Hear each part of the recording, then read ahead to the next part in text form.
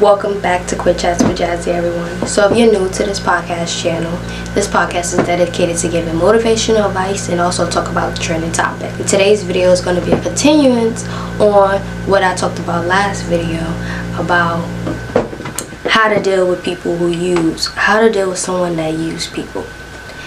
In the last video, I did not give out any advice. I just was stating like how I was feeling about the situation about people who use others. So in this video, I'm actually going to give you some advice and what I think, because I needed some advice. You know, even though I give out like motivational tips and stuff here and there, I still sometimes need someone to give me motivational advice or tips when I'm not feeling motivated and stuff like that. So I still need that reminder, which I gotten from my brother.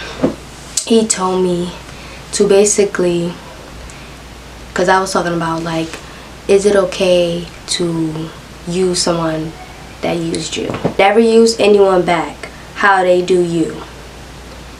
Never match energy. Be yourself at all times. Now, I don't agree with the never match energy thing, because you should match energy, because if someone their energy is good, is positive, is there, then you match their energy. But if somebody energy is a little negative, you might want to remove yourself and not want to be around them anymore. So I don't agree with that part, but I will take the advice far as the never use anyone back how they use you.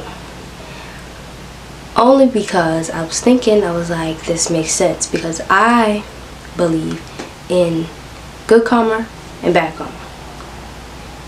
And there's a famous saying that everyone knows: what goes around comes around.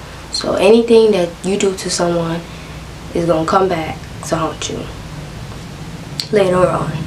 So if I was to use someone back for using me, then later on the line, someone new who comes in my life may try to do the same thing that I did to that person. And then same things go on for that person who was the user. They may get used by someone else. So it's just like a back and forth thing, basically, that if you do something to someone, then later on it's going to be done back to them. The second advice is to communicate. Talk it out with the person. I know, like I was saying, that sometimes I don't like to, communicate. Like, I don't really like to communicate sometimes because I be considering other people's feelings. But if you were just holding it in all the time, it's going to be on your mind all the time.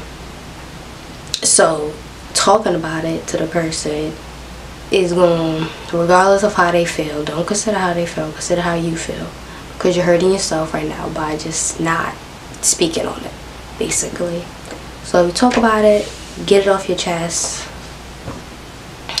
it will make everything way more easier. So communication, and don't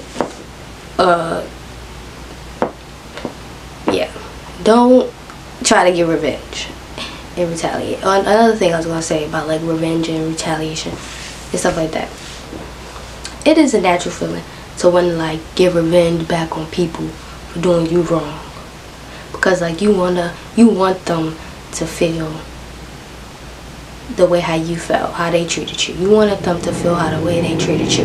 So that's why you want to get revenge back. But in reality, it's not really doing much. Like, yeah, it may hurt them, but what is it really like doing? Like